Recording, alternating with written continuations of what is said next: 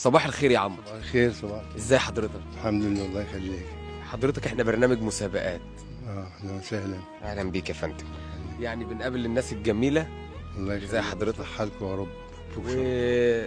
بنعمل معاهم لقاء، يعني ممكن نعمل معاك لقاء. اتفضل. انت معاك ايه هنا يا حاج؟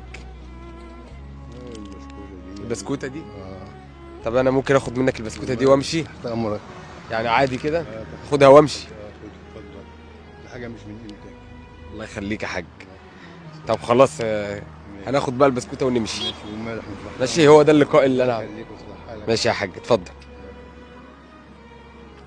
ثواني يا حاج، ثواني، انا بهزر معاك. لا يا عم، انا بهزر معاك. انت زي ابويا. الله يخليك. انت بتعمل ايه هنا؟ في كنزات هنا وفي حاجات. يعني بعد كان زي كده.